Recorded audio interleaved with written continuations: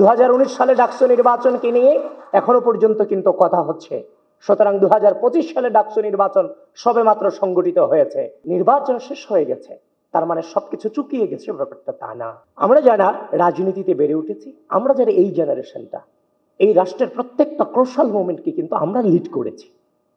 যখন এই ঢাকা বিশ্ববিদ্যালয়ের স্টুডেন্টরা গণরুম গেস্টরুমে নির্যাতিত হয়েছে, নিপীড়িত হয়েছে, তাদের পক্ষে যখন কথা বলার কেউ ছিল না, তখন কিন্তু আমাদের কণ্ঠেই সেই প্রতিবাদী কণ্ঠস্বর আমরাই কিন্তু জারি রেখেছিলাম যে আমার ভাইদের উপরে কেন অত্যাচার হচ্ছে, নির্যাতন হচ্ছে, নিপীড়ন হচ্ছে। দেশব্যাপী আমরা, ক্যাম্পাসব্যাপী আমরা সেগুলোর প্রতিবাদ জানিয়েছিলাম। তো সুতরাং আমরা বেড়ে উঠেছি পরিস্থিতিকে মোকাবেলা করে। আমাদের জীবনে আলটিমেট জিত কিংবা আলটিমেট হার বলে কোনো টার্ম আমাদের লাইফে নাই। আমরা বেড়ে উঠেছি পরিস্থিতি মোকাবেলা করার উদ্দেশ্যে। এই দীর্ঘ পথ চলায় ডাকসু নির্বাচন ছিল একটা পরিস্থিতি মোকাবেলা করুন। আমরা আমাদের জায়গা থেকে ধৈর্যের সাথে এই রাষ্ট্রের স্বার্থে এই ডাকসু নির্বাচনকে মোকাবেলা করেছি। আমি ভিপি প্রার্থী হিসেবে নির্বাচন করেছি। আমি যতটা কি ফিল করে, মানে কি পরিস্থিতি মোকাবেলা করে আসছি, সেটা বাহির থেকে হয়তো আপনারা অনেকেই অনুধাবন করতে পারবেন না। একটা জাল বিছানো হয়েছে, যে জাল আপনার খুব পরিচিত, কিন্তু যখন আপনাকে জালে নেওয়া হয়েছে তখন দেখলেন এই জালের কোনো কিছুই আপনার অবশিষ্ট নেই। যার প্রপার দৃষ্টান্ত ছিল নির্বাচনের সকালে আমাকে ভিলেন বানানো হলো, আমি ভোট কেন্দ্র দখলের জন্য গিয়েছি। এটা কখনোই মেইনস্ট্রিম মিডিয়া থেকে আমি এটা আশা করিনি। এবং সেটা কারা করেছে তাদেরও দোষ দিচ্ছি না। কারা করেছে? যে রিটার্নিং অফিসার আমাকে নিয়ে নির্বাচনী কেন্দ্র প্রদর্শন করেছেন, সেই রিটার্নিং কর্মকর্তারাই কিন্তু সাংবাদিকদেরকে বিভ্রান্ত করতে বাধ্য করেছেন। সুতরাং আপনারা বুঝতেই পাচ্ছেন ভিতরটা আমাদের জন্য কতটা ডিফিকাল্ট ছিল। বারবার যদি আপনাদের কাছে অভিযোগ করি, আপনারা সেটাকে আপনাদের কাছেও শুনতে খারাপ লাগবে। এই জন্য পরিস্থিতিটা মোকাবেলা করে এসেছি।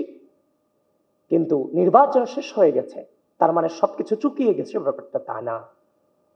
আমরা যে অসঙ্গতি পেয়েছি, সে অসঙ্গতিগুলো আমরা পেয়েছি, সেগুলো নিয়ে আমরা কিন্তু বাংলাদেশের যে নির্বাচনী কালচার, নেগেটিভ রেজাল্ট আসার পরে বিক্ষোভ করা, অবরোধ করা, মিছিল করা, বিশেষ করে 2019 সালে ডাকসু নির্বাচন পরবর্তী সময় ভিসি অফিস অবরুদ্ধ করা, আমরা কিন্তু বিশাল স্যাক্রিফাইসের মধ্য দিয়ে পূর্বের রাজনৈতিক সংস্কৃতিতে ফিরে না গিয়ে আমরা ধৈর্য ধারণ করেছি। নতুন বাংলাদেশের নতুন ছাত্র রাজনৈতিক প্রচলনে আমরা ভূমিকা রেখেছি।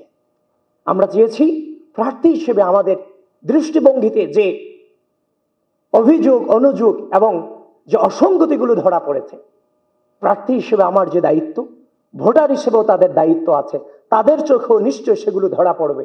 আমার চোখে একদিন আগে পড়েছে, তাদের চোখে দুদিন পরে পড়বে। আমরা ধৈর্য ধারণ করেছি যে তাদের পক্ষ থেকে হয়তোবা কোশ্চেনগুলো উঠবে। ইতিমধ্যেই কোশ্চেন উঠেছে, আমরাও তাদের সাথে কণ্ঠ মেলাচ্ছি। খুব দ্রুতই এই নির্বাচন সংক্রান্ত বিষয়ে আমরা আমাদের অবস্থান ক্লিয়ার করব। 2019 সালে ডাকসু নির্বাচনকে নিয়ে এখনো পর্যন্ত কিন্তু কথা হচ্ছে। সুতরাং 2025 সালে ডাকসু নির্বাচন সবেমাত্র সংগঠিত হয়েছে। যদি কিন্তু ছাড়া সেখানে যদি কোনো প্রকারের যে অভিযোগগুলো এসেছে, সেগুলোর যদি প্রপার জবাব বিশ্ববিদ্যালয় প্রশাসন এবং নির্বাচন কমিশন দিতে না পারে, তাহলে এই 2025 সালের ডাকসু নির্বাচনকে নিয়েও পুনরায় বিবেচনা করার সুযোগ অবশ্যই আছে এবং সেটা আমরা আদায় করবো ইনশাআল্লাহ।